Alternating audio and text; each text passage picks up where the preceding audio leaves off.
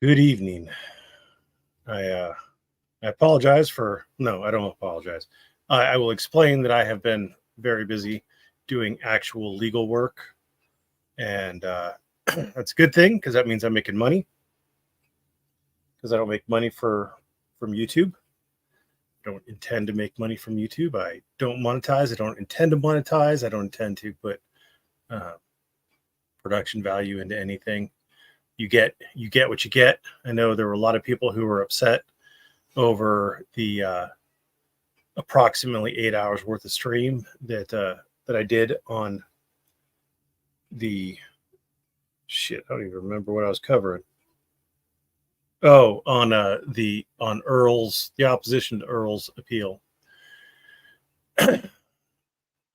And again, I do, if you can get value out of what I do, great.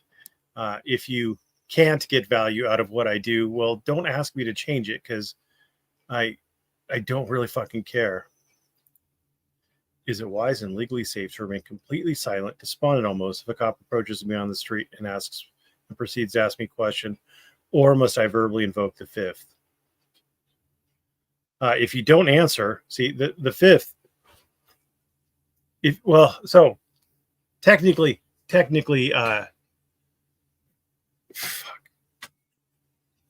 I mean, I would just say I don't answer questions. How about that?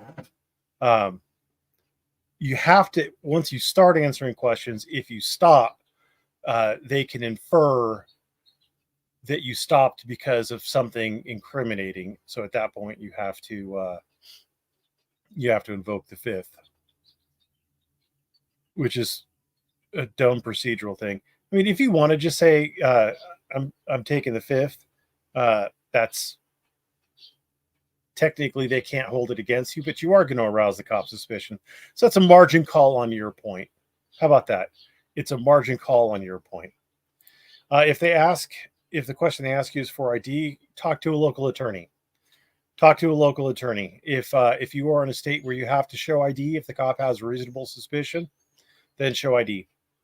That would be my advice to you. If you are in a state where there is a state law saying that you have to show ID under penalty of whatever, then show ID, because you don't know if the cop has reasonable suspicion. You're never in a position to know that because he doesn't have to explain it to you, and he could lie. Well, good day. I'm not drunk enough for this either. So I have briefly skimmed through it. I got down to the meat and potatoes part. It is 30 pages. I don't plan on going over everything, but I am going to go over some of it. So he does lay out a statement of facts. I don't really give a shit about his statement of facts. So, argument. Mr. Castro's convictions must be reversed based upon violations of the First Amendment to the United States Constitution. There's two ways. There's two ways that this can go. I don't know what he intends to argue, but there is two ways that he can go on this. It's an overbreadth argument. That's the argument. You're saying it's overbroad. Either the statute that's applied to you is overbroad on its face, meaning that just looking at it, it's going to catch protected speech, or as applied to you specifically, that's the as applied argument, as applied to your situation, it in fact caught protected speech. So that's in a nutshell the argument he should make. And another thing to look at when we're reading through this is, number one, are the cases he is citing precedential? Meaning, does the Nevada District Court have to do their analysis like that case says you have to do it? And let me give you a hint.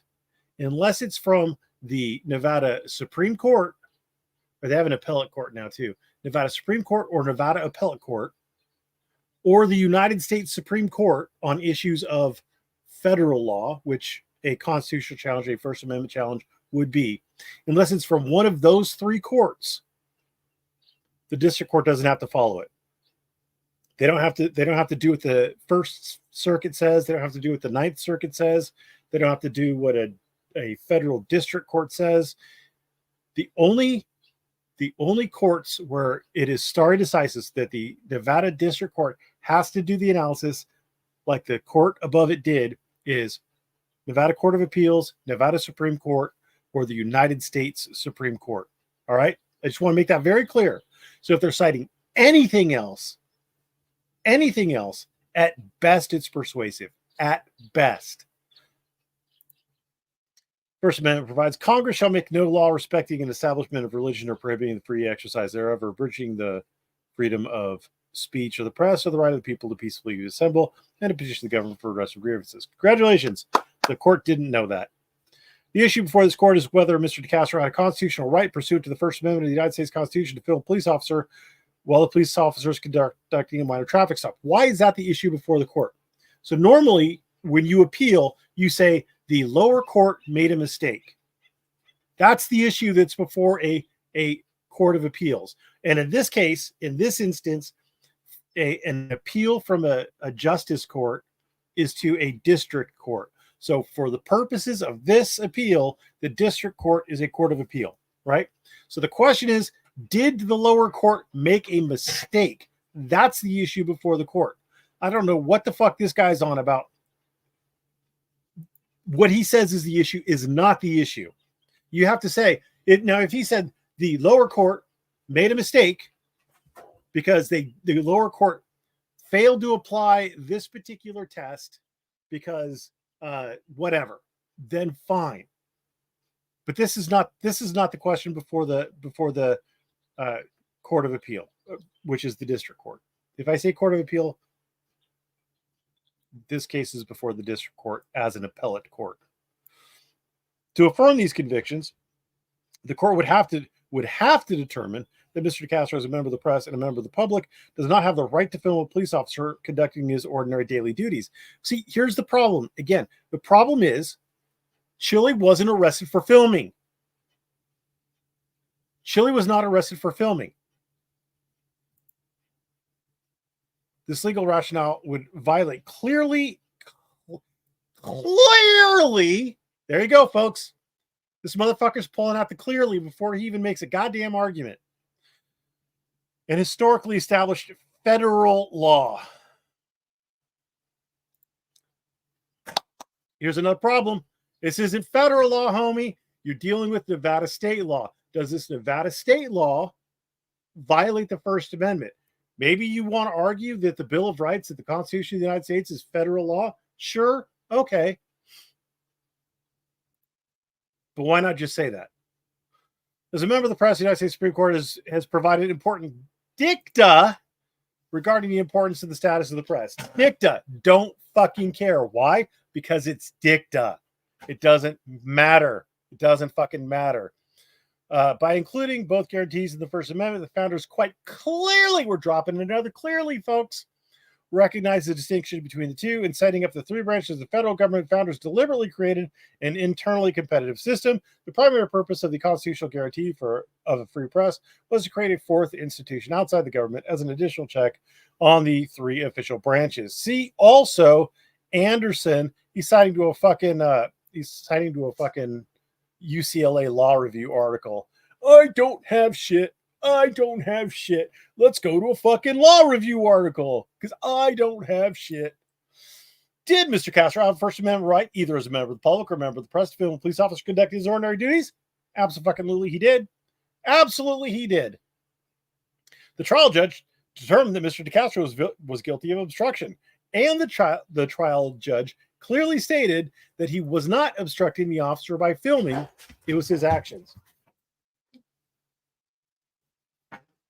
It was his actions that were the problem. At no point did the trial judge address whether Mr. Castro had a right pursuant to the First Amendment to film the interaction. Well, they didn't need to. Number two, trial counsel for Mr. Castro attempted to raise the issue of trial in a bench motion. However, the prosecutors moved to strike the motion due to it being filed untimely. As such, trial court was never properly briefed on this vital constitutional issue. In fact, the trial court explained she never received a copy of the memo. Well, did you attach a copy of the memo? Did you have that included as part of your clerk's brief or clerk's report? In fact, at no point in the trial or pretrial proceedings was a single legal authority cited regarding the most fundamental rights guaranteed to the public and press under the First Amendment. Didn't have to. The trial wasn't about whether or not he was filming. At no point did anything fucking turn on whether or not he was filming. If he had not been filming, but he had done the exact same thing, would he have achieved the exact same result? I bet he would have. Excuse me. That was gross. And then we're on to number 2, the constitutional right to film public officials. So, like, what was the point of section number 1? Don't know. Don't care. Who the fuck knows, bro? Who the fuck knows? The constitutional right to film public officials has been firmly established by the federal courts. Yeah, but guess what? The federal courts aren't binding on Nevada's courts unless and until the Supreme Court makes a ruling on it. So, in Glick versus Kniff, which is out of the First Circuit, Nevada, last time I checked, is Ninth Circuit. You've gone to the complete other side of the motherfucking country. What's going on? And there's more recent ones in Glick, but okay. The United States Court of Appeals for the First Circuit considered the case of a plaintiff who brought suit pursuant to 42 USCS. USCS? USCS. What's a USCS?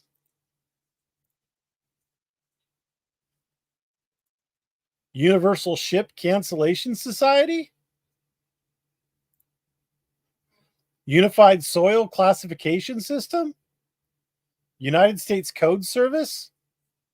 An unofficial codification with editorial enhancements of the United States laws provided by LexisNexis. Why not just cite the 42 USC 1983? Because that's the official citation. What the fuck? Claiming that his arrest for filming defendant officers with his cell phone constituted a violation of his rights under the First and Fourth Amendments. In the appeal, the police officers challenged an order of the U.S. District Court for the District of Massachusetts denying them qualified immunity on plaintiff's constitutional claim. Now, let's set a little bit of the background, folks, for Glick. So in Glick sees somebody being arrested. He goes to where other bystanders are. So there's other people there, and he starts recording. The police say, "Hey, are you recording this?" He says, "Yes." And they say, "Oh." They wrap everything up, and then they're like, "Give us all your shit, and you're under arrest for wiretapping." I think it was Massachusetts wiretapping law, right? So number 1, well, he's arrested for wiretapping, disorderly conduct, or disturbing the peace, or something like that. Wiretapping, let's say wiretapping, disorderly conduct, and like trying to free a prisoner, or trying to release a prisoner. Anyway, the point is, there's two things that happened in Glick. Number 1, the First Circuit Court of Appeal, which has no fucking authority to tell Nevada what to do or how to do it, said you have a right to film public officials in the performance of their duties in a public fucking park, because it was in a park. They said this is the quintessential traditional public forum, this particular fucking park.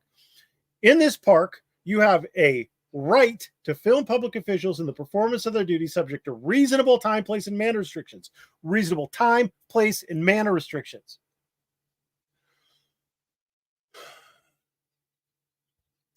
But some things you need to know. Number 1 is that all the charges were dismissed against Glick. All the charges were dismissed. There was no probable cause. In fact, one cause of action was a First Amendment violation. The second cause of action was a Fourth Amendment violation. He was arrested without probable cause. They didn't even try to challenge anything other than the wiretapping law. And the wiretapping law they lost on because he was filming out in the open. It wasn't surreptitious. They knew he was filming. I mean, there was just no way he could have been wiretapping them. So they didn't have probable cause. They didn't have probable cause for anything. So number one, they lacked probable cause. And number two, they arrested him specifically fucking for filming. Specifically. You can't get any more specific than saying you are recording us in violation of the Massachusetts wiretapping law. You're under arrest for filming us. Now let's see how that applies to Chille. Number one, they had probable cause because it fucking went all the way through trial and he was found guilty beyond a reasonable doubt. There was probable cause. The odds of the district court overturning probable cause at this point are somewhere in the infinitesimally fucking small and none range. So number one, there's probable cause. Number two, he wasn't arrested for filming. No one gave a shit about him filming. There is no evidence to suggest anybody cared about him filming. Yes, he was filming, but is there any evidence to suggest that the filming was the issue? In Glick, there were other bystanders. They weren't getting fucked with because they weren't filming. Here, no one else was a bystander. So he can't say they did it because I was filming. All he can say is I was filming. That's all he can say. Fucking retarded. This is fucking retarded. In Glick, Mr. Glick was arrested for using his cell phone to film several officers arresting a young man on the Boston Common. That's what it was, the Boston Common. So yeah, traditional public forum. The last time I checked, the parking lot of a strip mall is not a traditional public forum. So that's another difference. Oopsie fucking doodles. He was arrested in violation of Massachusetts wire statutes. Massachusetts wiretapping statutes, perhaps, disturbing the peace, and aiding the escape of a prisoner, which were subsequently judged baseless and dismissed. So no probable cause. So in Glick, in Glick versus Kniff, the appeal, there's two issues appealed. One of them, they said, we didn't violate his Fourth Amendment rights because we had probable cause. They didn't have probable cause. He then brought suit claiming the officers violated his First and Fourth Amendment rights. The officers claimed he had qualified immunity. Glick overheard bystanders commenting, so there were bystanders, commenting on a young man being arrested, believing the officers were using excessive force. He began filming from approximately 10 feet away. Congratulations. This is the exact distance the officer stated Mr. Castro was away when he observed Mr. DeCastro filming. Yes, but there were no bystanders. There was probable cause in this particular case. Nowhere did the officer in this case say, stop filming, stop recording. He was arrested not for violating a wiretapping statute. This is what people mean when they say that you're distinguishing a case. I am distinguishing Glick because the fucking facts are radically different. And trying to say that Glick is like DeCastro isn't going to work. There's not enough makeup to put on that pig. Officers subsequently arrested Glick just as Mr. DeCastro was arrested. Not just, because Glick was arrested for violating a wiretapping statute. DeCastro wasn't. The Boston Municipal Court noted the fact that the officers weren't happy they were being recorded during the arrest. Does not make a lawful exercise of First Amendment right. Does not make a lawful exercise of a First Amendment right a crime. Well, what does the Boston Municipal Court, the bottom court in a state that isn't fucking Nevada? Why does Nevada give half a shit about what the Boston Municipal Court says? Someone call up Eline, because this motherfucker is citing from a Boston Municipal Court. Oh, actually he's citing because it's in Glick, because it's noted in Glick. Yeah, well then fucking call Eline again, because because apparently the First Circuit doesn't know you can't cite to lower court cases. The First Circuit Court of Appeals provided a tremendous First Amendment summary in Glick versus Kniff. The First Amendment issue here is, as the parties frame it, fairly narrow. See, you notice that as the parties frame it, both parties, plural, parties, plural, both parties, Glick and Kniff, frame it the same way. Notice what's a little bit different in this case with DeCastro. The state says it isn't about filming. We don't care. No one cared that you were filming. And Chille saying it's totally about filming.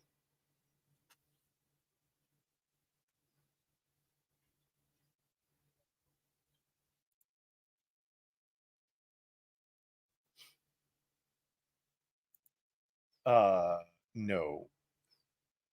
This is filed in the District Court, Clark County, Nevada. This is not a United States District Court. This is the District Court.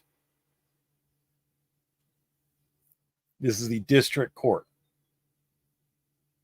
Not the United States District Court. This is the District Court.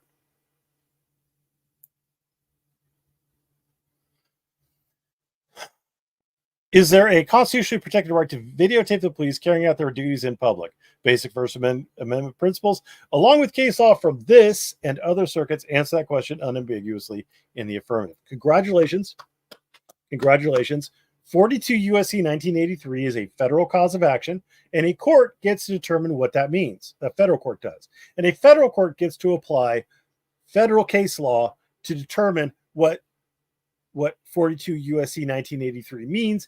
And since it is dealing specifically with violations of federal law and federal constitutions, their determination is binding on their circuit. It's not binding on the states, though. The only federal court that's binding on the state, the only federal court that's binding on the state courts is the United States Supreme Court. That's it. It is firmly established, that's another way of saying clearly, that the First Amendment's aegis, we're going to throw big words in there to make people think that we're smart. It'll really impress our client.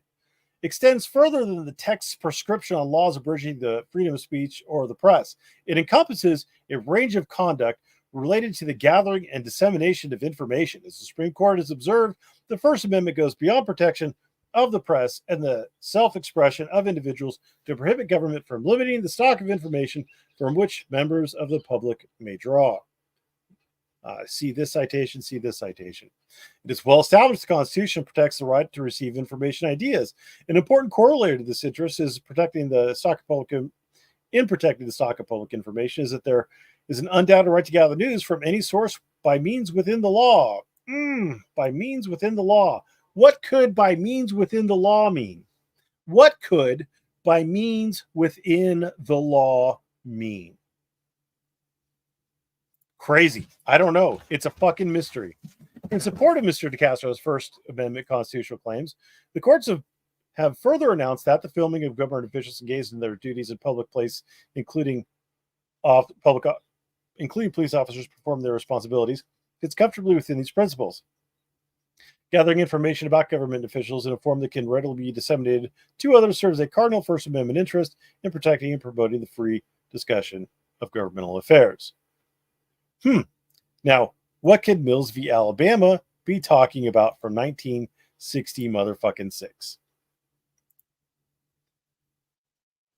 In Mills versus Alabama, the United States Supreme Court reversed the Alabama Supreme Court to conclude a state law placing criminal liability on an election day newspaper editorial violated the First Amendment.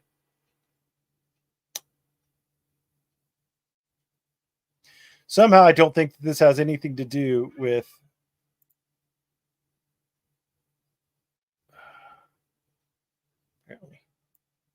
apparently. Google search for that. Come on, baby. All right. And we're citing to 218.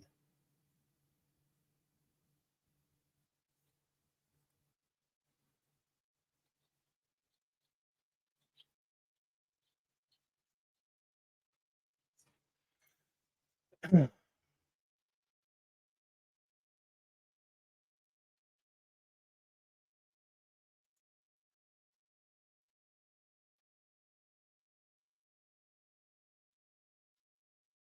219 starts right there. 218 starts right there. The language we're looking for is filming of government officials. We're looking for filming of government officials.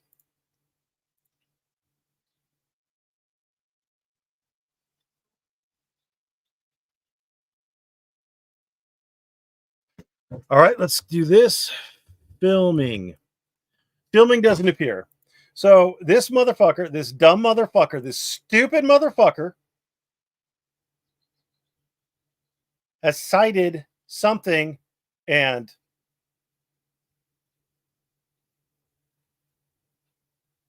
tagged it to Mills versus Alabama United States Supreme Court case, which would be binding on the Nevada State Court. But this fucking quote, this motherfucking quote doesn't let's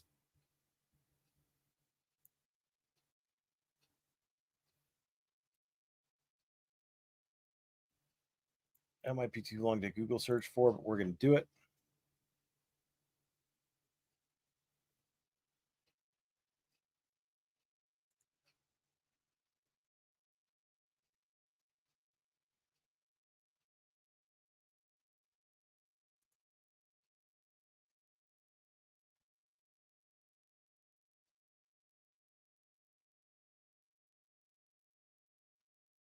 Ain't that about a bitch?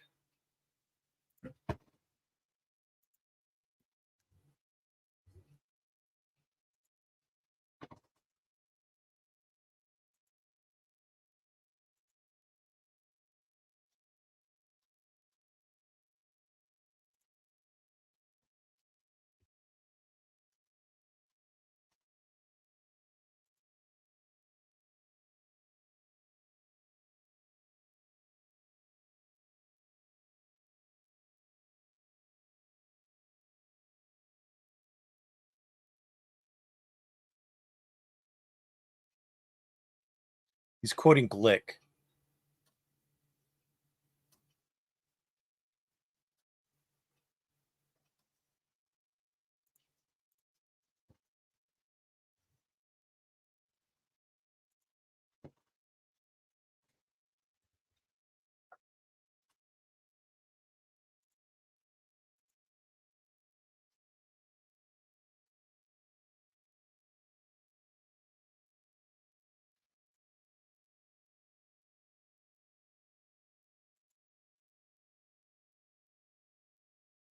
What's that?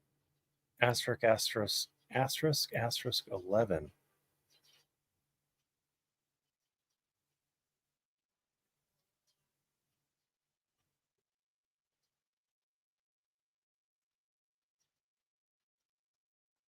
I don't know what that asterisk, asterisk 11 is.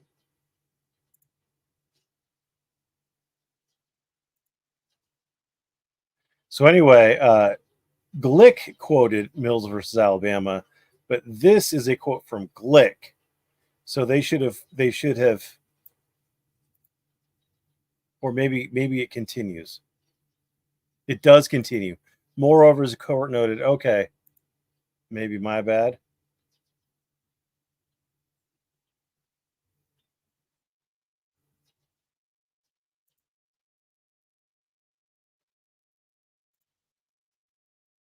All right.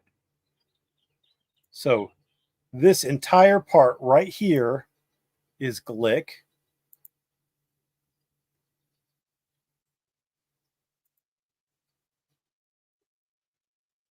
This is still Glick.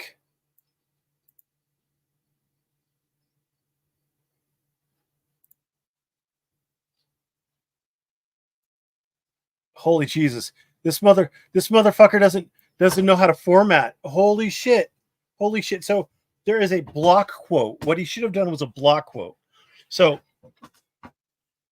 in support of Mr. DeCastro's First Amendment constitutional right, the courts have further announced that, and then you go to you break, and then you have a shortened, single-spaced, usually it's italicized block of this, and you take out the stuff that doesn't actually appear in the original, like this asterisk 11 and this asterisk 12. Where did they pull this from? I don't know. Holy shit, this is fucking amateur hour.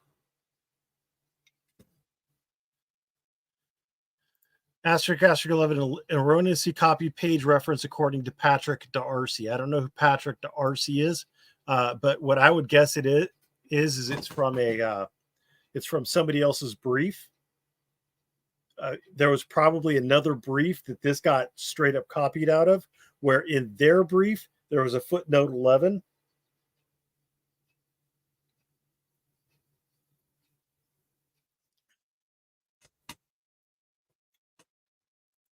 That is fucking terribad. In direct endorsement, oh Jesus, more quotes from Glick. Yeah, so great. In line with these principles, we have previously recognized videotaping of public officials and exercise First Amendment liberties. In Akabuchi, a local journalist brought a 1983 claim. Again, notice that this is a First Circuit case where there's a 1983 lawsuit. This is not fucking useful. This is potentially persuasive at best, but you have to get the court to buy in that Chille was arrested for filming. Not that he was arrested while he was filming, but that he was arrested for filming. Local journalist brought the 1983 claim, yada yada. Of course, of filming officials in the hallway outside of a public meeting of a historic district commission. The commissioners had objected to the filming. What? Again, one of these kids is not like the other. They objected to him filming, as opposed to the cop in DeCastro's case objecting to him fucking being close to the car that the detainee was in and talking to the person in the car, talking to the detainee. When the plaintiff refused to desist, a police officer on the scene arrested him for disorderly conduct. Make him stop filming. Stop filming. No. You're under arrest for disorderly conduct. What disorderly conduct? Filming. Was Chille under arrest for disorderly conduct? No. Was Chille under arrest for the Massachusetts disorderly conduct statute? No. Did anybody at any time ever tell him to stop filming? No. Were they aware he was filming? Yes. Was he arrested for violating a wiretapping statute? No. The charges were later dismissed. Again. What's the difference? In Akabuchi, there was no disorderly conduct. There's no probable cause for disorderly conduct. He was filming. He wasn't being disorderly. D'Arcy is a YouTube lawyer, Louisiana lawyer or Los Angeles lawyer? I don't know. Don't know. Don't care. I deal with enough fucking attorneys all day. I don't care what other attorneys say. So yeah, don't care. The charges were later dismissed, although the plaintiff's subsequent because just remember, guys, Eline is an attorney. Eline is an attorney, and he says some really dumb shit. I don't care what he says. I don't care what D'Arcy says. I don't care what any other attorney says. You guys might. I don't care.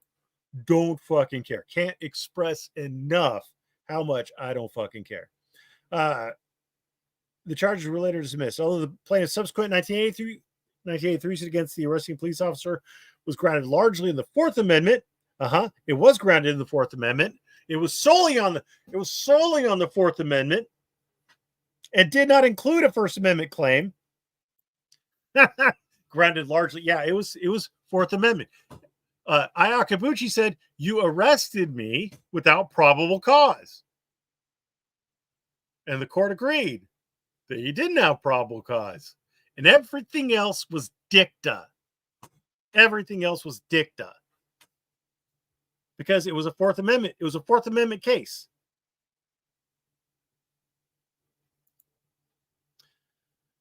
We explicitly noted in rejecting, yeah. So they're saying that Iacobucci didn't deal with First Amendment issues. So why are you citing it in a First Amendment argument? If you want to call this an argument, it's more like just regurgitating Glick onto the page in Nevada.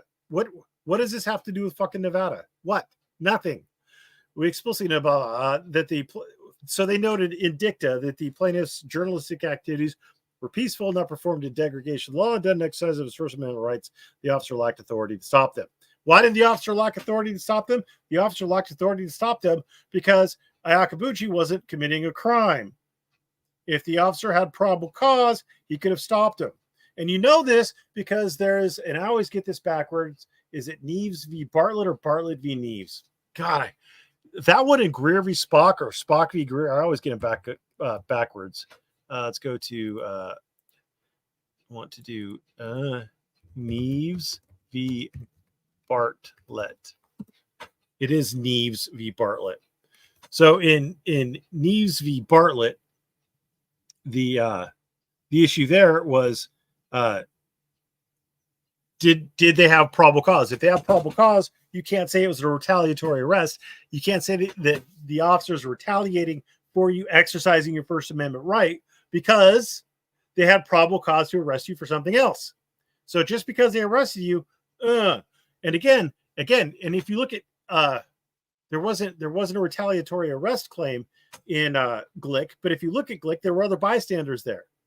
And he could have, in theory, made a retaliatory arrest claim. He didn't need to because he already prevailed because there was no fucking probable cause for anything, and they arrested him for filming.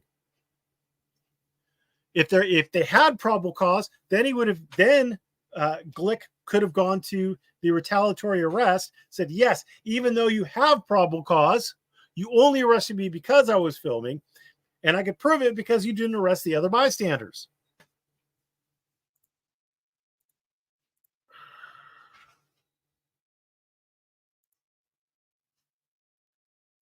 Well, I have 138 people here. I just want to, again, just fucking chortle over Dan Jones, Welsh News Network, getting fucking caught out at being a goddamn fraudster, stealing from food banks. I mean, the class of people who are anti-auditor should make you fucking wonder whether being anti-auditor is the right fucking team. And you can say, well, auditors are bad too. Yeah, they are. So why be on a team? Fucking dummies. Oh, Dan's such a piece of shit. If you didn't know, who was it? Writes On tricked me. Writes On, I guess it was a community post where he linked to Irish Demon, who, congratulations to Irish Demon, has lost a lot of weight. Dan Ronan, Dan steals from food banks, and he doesn't only steal food, although he does steal. Apparently, he gets his neighbors to fucking round up food, like to feed the homeless, and then he just takes it and eats it. But Dan stole a bunch of money from the food bank too. So yeah, Dan's a real piece of shit. But if you didn't see it coming, I know Irish Demon apparently wants everybody to be, oh, people get caught out by these guys. People get suckered by these guys. Oh, the poor bastards. Just pity them. Show them their love. And if you've been hurt by him, you can come to Discord and we'll have a good touchy-feely session to you. I say, fuck you, you goddamn idiots. If you got suckered by Dan, if you couldn't see the writing on that motherfucking wall, woo! You're dumb as dog shit and you should feel bad. Suck start a shotgun or some shit. What I don't understand, Orm is stated to be a respected lawyer. How can he come up with such rubbish? Does he just plainly copies from what Legal Dream Team Chille Eline submits to him? So Orm is a good lawyer, and by a good lawyer, he got paid some $25,000 to do this. They're paying him to do it.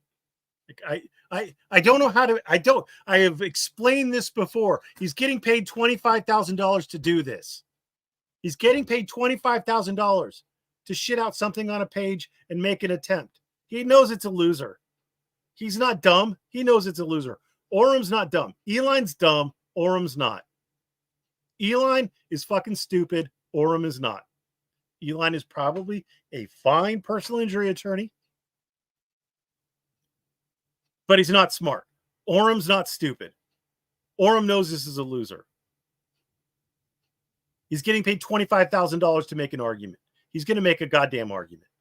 You would too.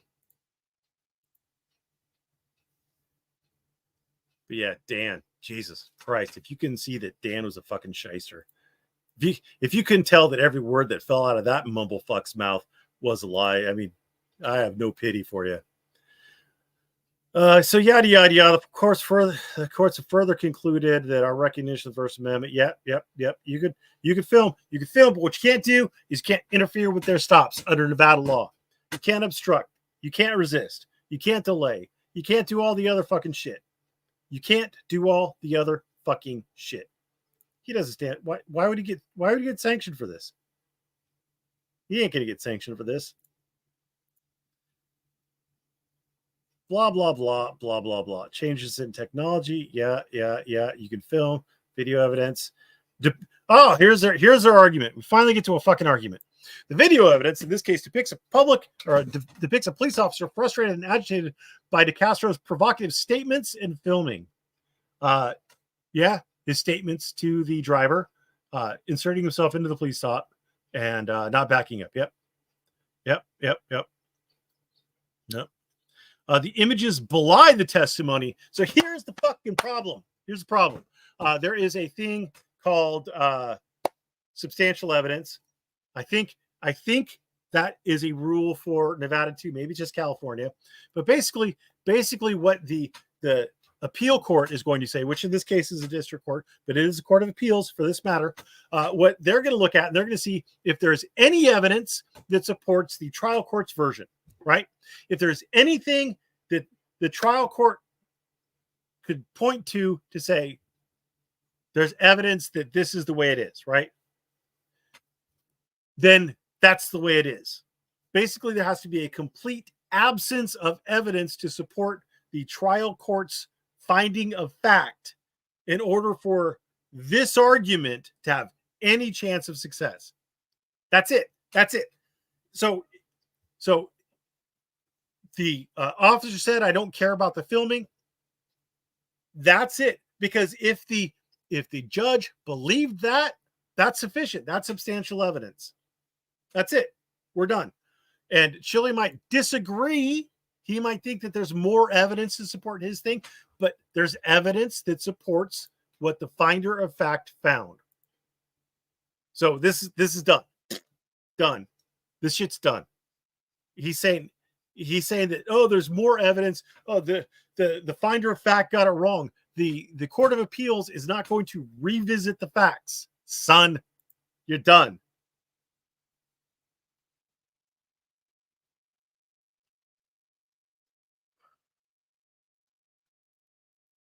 Okay.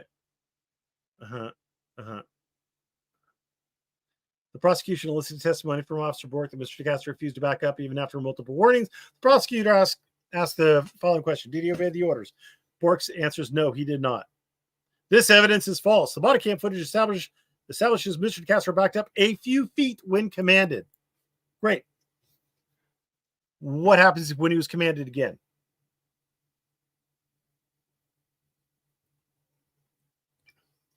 Communication is a two-way street.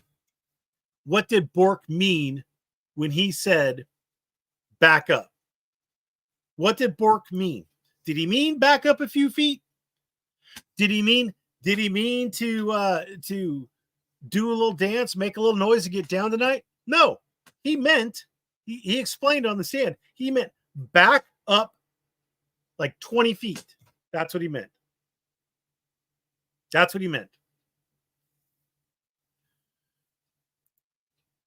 There is a significant likelihood that it will, at least from what I've read so far. And the reason why I'm saying this is because there's no fucking argument. There's no fucking argument here. The There is nothing that an oral argument is going to assist the court to understand. The court is going to assume that you made the arguments in your pleading. And you get oral arguments, unless they have some rule that makes them mandatory, which I doubt. You get oral arguments if the court thinks that there is a chance that you might be able to make your argument, the same argument you made on the pleading paper, that you might be able to tweak it or explain it a little bit better. Or maybe if the court gets to ask you a few questions, maybe you could clear up some things and maybe the court would come to a different decision. That's when you get oral arguments. If you shit crap onto a page, if you just copy paste Glick versus Knief and stick it on a page and send it in as your appeal, the court's going to look at it and say, you don't have an argument. What's oral going to do? Why would I waste court time on an oral argument if you don't have a fucking argument?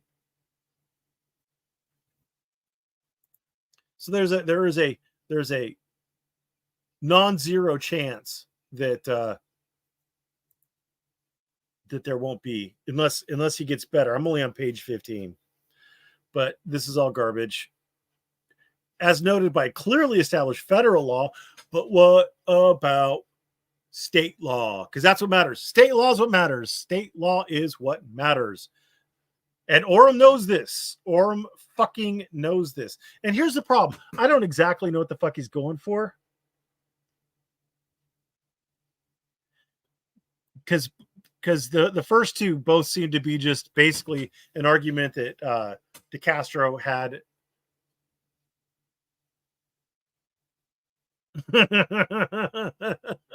I'm going to sue the officer. Not unless you get your conviction overturned, dude. So the first two are garbage arguments, as far as I could tell.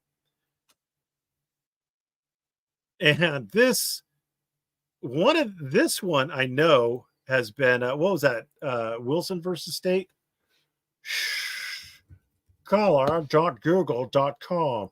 Case law, select court, Nevada, done. Wilson v. State.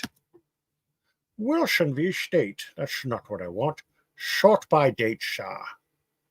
Is it State versus Wilson? Or am I just wrong? I could just be wrong. Well, let's try it. Let's try it different. Like, it's Wilson versus the first. Wilson versus the first Judicial District Court. Shah and or Madam.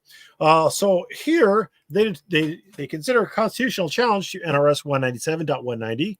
NRS 197.90 is one of the two that he is challenging. And I know this because this is the only case that I could find that dealt with NRS 197.190. In this case, a woman was standing on her own property while the cops were near her property conducting a standoff kind of situation with a suicidal dude or something like that. And she was yelling shit to the dude. And the cops kept like saying, shut up, lady, shut up. And notice the difference. Was the cop telling DeCastro to shut up? No, he's telling him to back away. But anyway, in this case, the Nevada Court of Appeals determined that NRS 197.190 is limited to prohibiting physical conduct, i.e. back away, or if it's going to be directed against language, if you're going to say that language hinders, delay, or obstructs, it has to be fighting words. And so based on that interpretation, it is not overbroad. Not overbroad. It's not facially overbroad. Now, facially overbroad means on its face, it is overbroad.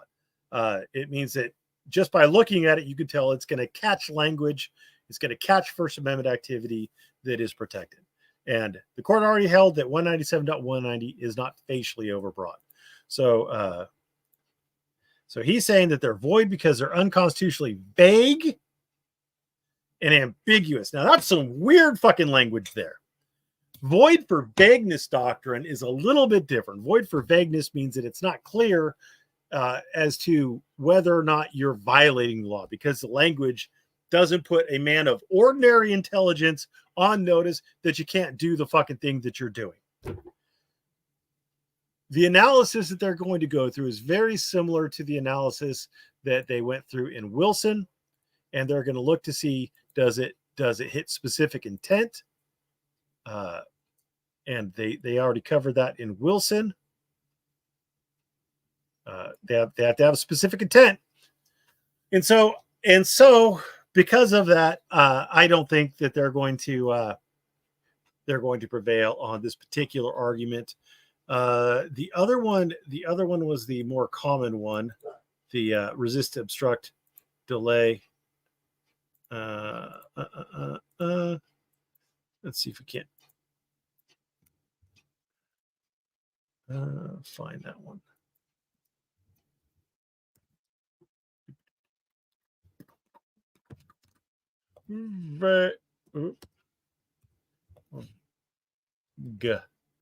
Verb.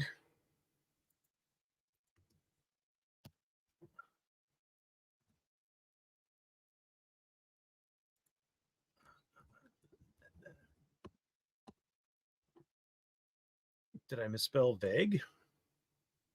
V-A-G-U-E? V-A-G-U-E?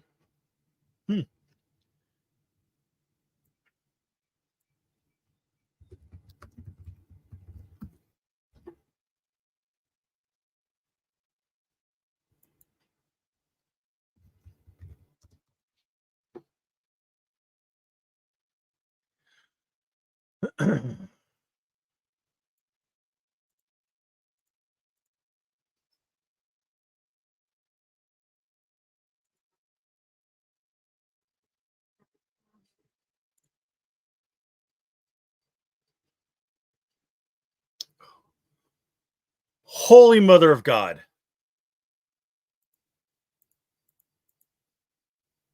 What if we do it like this? What if we do the actual fucking site? I didn't ask for that. I deleted shit, you bastard. Why do you keep putting that in?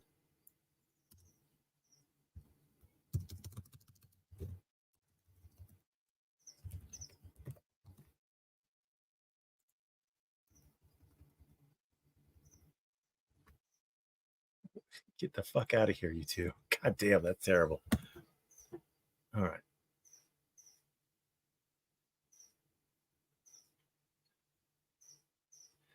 All right.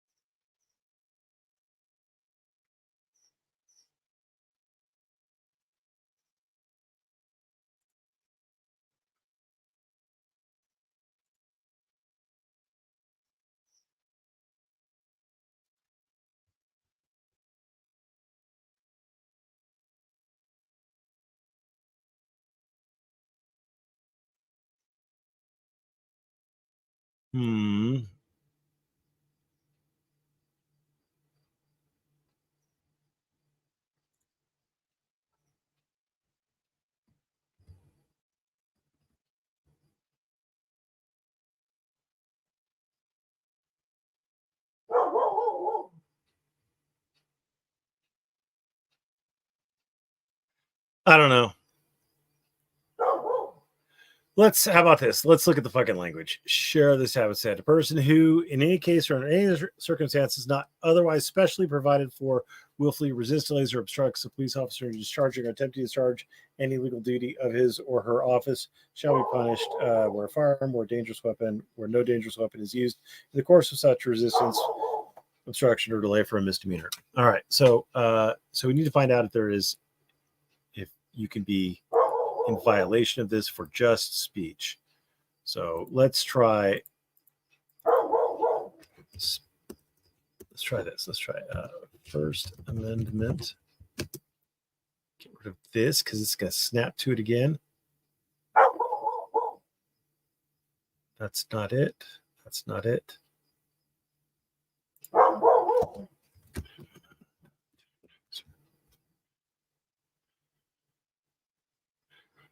Interesting. There's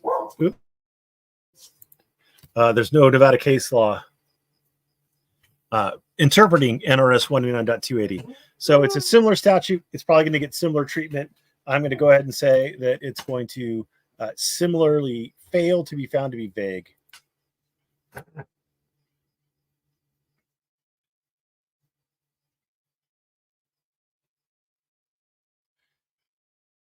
Why does he do that? It's not point 3, it's subsection 3. That's weird. It's weird.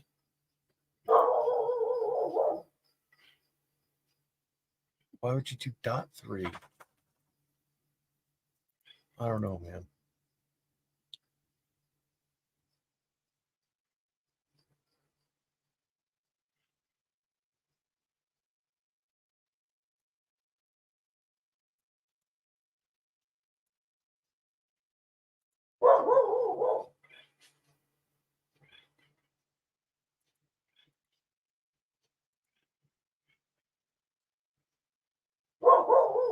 That's not it.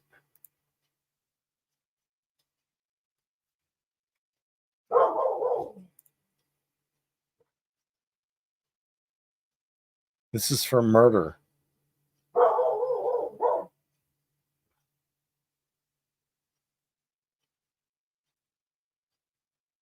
This is for murder. And they found the murder statute. It's not vague or overbroad.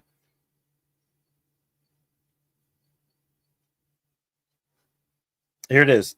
Here's a criminal statute can be validated for vagueness if it fails to provide a person of ordinary intelligence fair notice of what is prohibited, or 2, if it is so standardless it authorizes or encourages seriously discriminatory enforcement.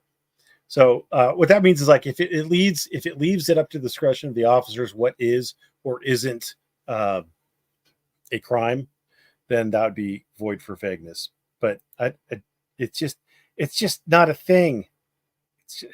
My dogs are not doing a good job. They're barking at the cat. We had 2 cats. I think we're down to 1. Goddamn. Somebody got them. I think somebody got one of them. I haven't seen it for a while. Anyway, blah, blah, blah. It fails to provide a person of ordinary intelligence fair notice of what is prohibited. Yeah, except you have to willfully do it in order to be convicted of it. Well, I didn't know I couldn't just get in the face of police officers and scream at them while they were trying to deal with a traffic stop.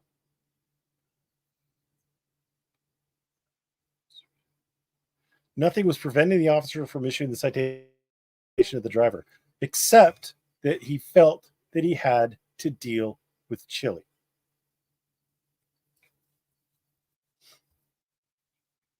Prosecutor argued the imaginary 21-foot rule to support a conviction. No, I think the prosecutor was saying that the officer felt that he needed 21 feet to be safe, which I think is stupid, but whatever.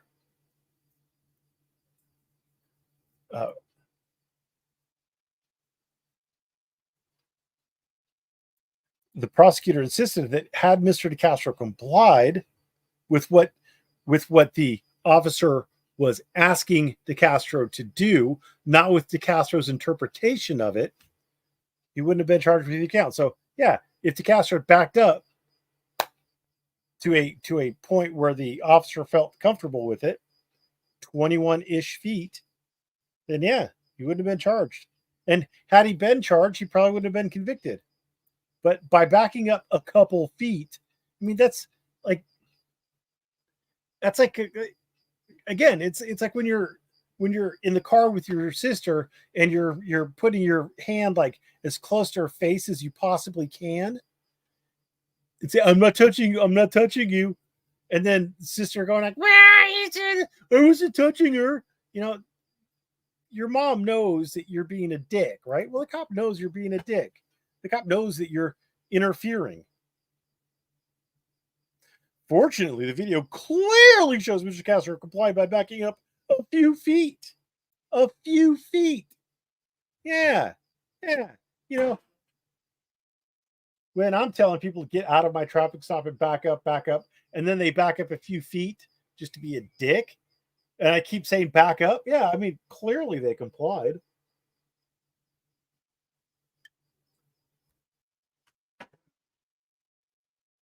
It's obvious there's no 21-foot rule. Here's the fucking funny thing. They say obviously there's no 21-foot rule, but then they argued that there was a 10-foot rule above from Glick. And just to be clear,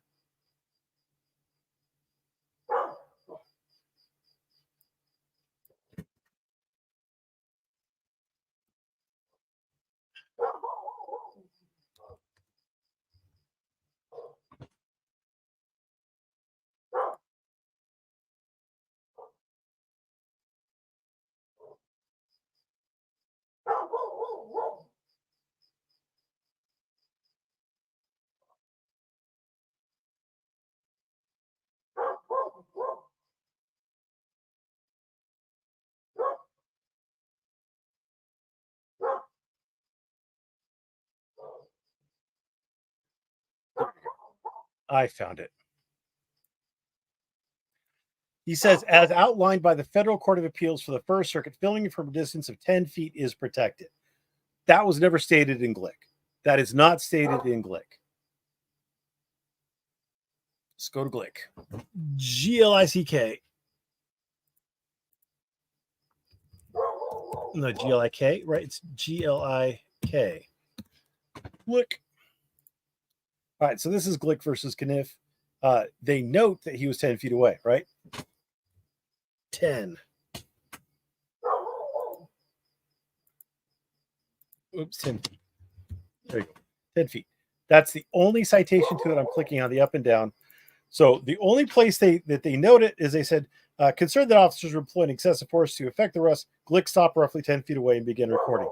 Now, in this particular case, they don't have any issue with him stopping there, right? They don't have any issue with him stopping there, right?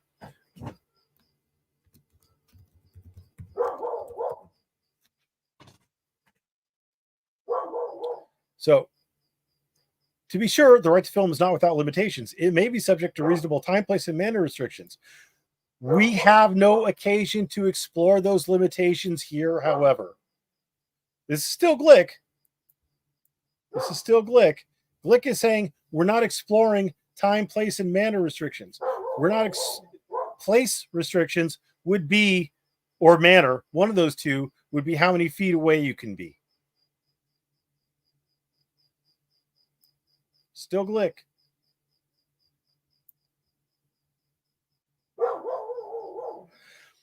All they note is, moreover, as an Ayakabuchi, the complaint indicates that Glick filmed the officers from a comfortable remove. So the officers were comfortable with everybody else, is what they're saying. The officers were comfortable with everybody else being about 10 feet away, and they only had a problem with Glick being 10 feet away and recording. So that's the deal there.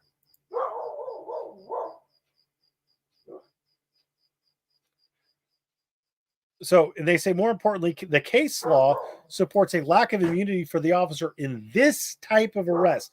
Well, if the case law suggests or supports a lack of immunity for the officer in this type of arrest, where there was a finding of probable cause, where the person was convicted, then no, you would have, if there was such case law, you would have fucking cited to it, but there wasn't, which is why you're citing to fucking George Floyd and Houston v. Hill and Termillo versus Chicago and Glick versus Kniff.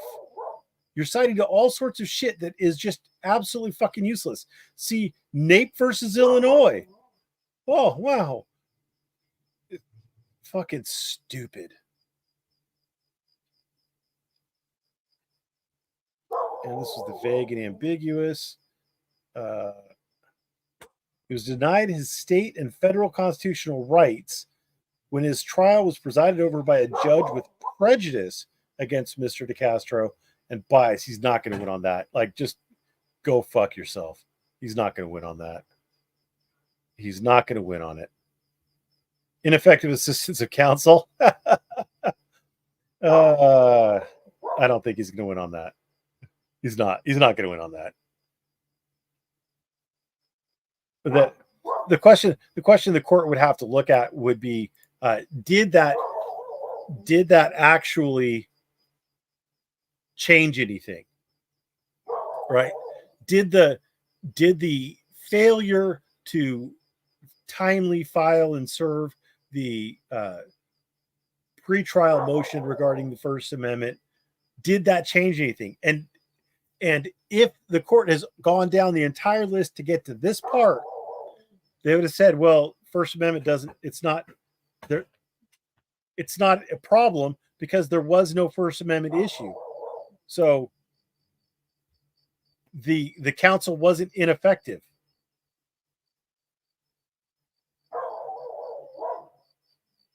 And it's not unconstitutionally vague and ambiguous. See, these arguments would be great if the ineffective assistance of counsel. Well, why would you even need to make them? I'm going to take that back. These arguments are terrible because if the Jesus fucking Christ dogs, if these statutes were unconstitutionally vague, not unconstitutionally vague and ambiguous, it's vague. It's void for vagueness. Christ.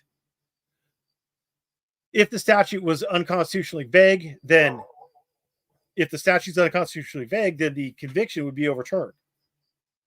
You wouldn't need to plead ineffective assistance of counsel. This is a waste. This is page filler. If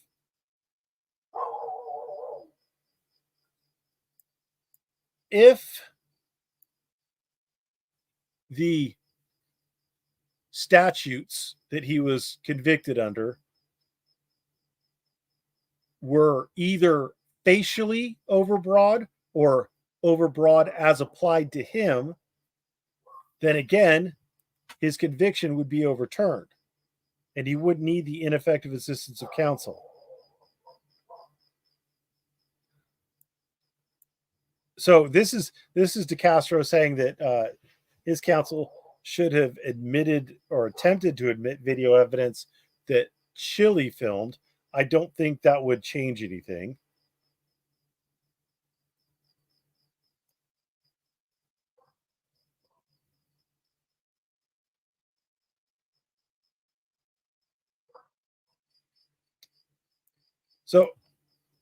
So again, you don't have a constitutionally protected right to film an officer within 10 feet.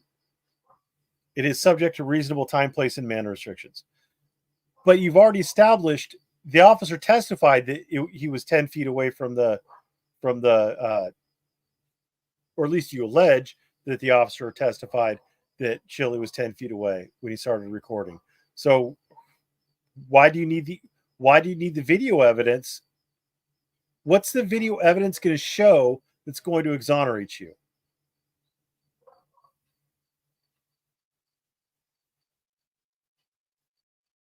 The video evidence provided proof that Mr. DeCastro was not in violation of Nevada law.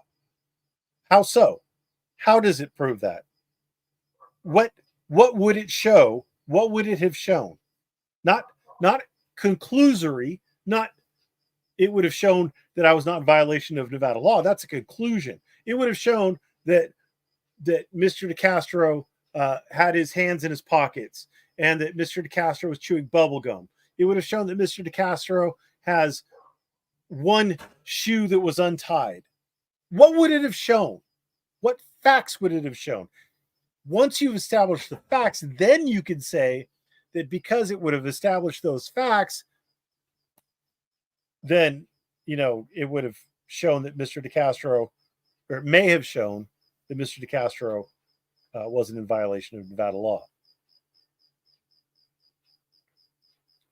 But because he can't identify what those facts are, because there's a lack of him pointing out those specific identifiable facts, it is, in fact, pretty apparent, patently obvious, clearly, that there are no facts. So, yeah, this was $25,000 that I'm not going to say was wasted because Mr. Oram, he's got He's got mouths to feed and people to employ and taxes to pay.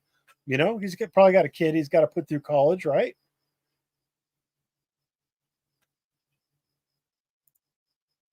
It's a great question. It's a great motherfucking question.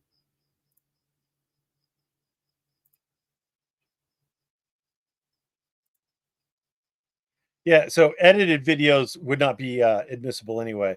I'm going to assume, for the sake of argument, I'm going to assume that the video that Chille wanted to have admitted into evidence would have been a unedited version.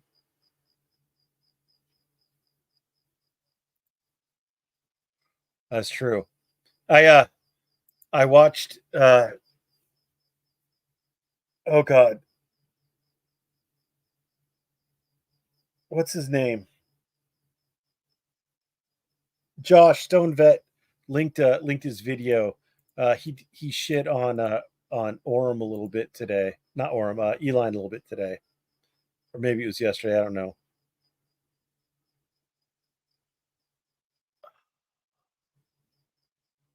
Dickbag Patrol. Oh god, now I forgot where I was going with it. Oh yeah. probably the fucking funniest thing in that clip was Elon apparently called himself an alpha male. Oh my fucking god. These fucking people. I swear to Christ. And the fucking hilarious thing is that some of these is that some of the people in my fucking comment section fall for this shit over and over again.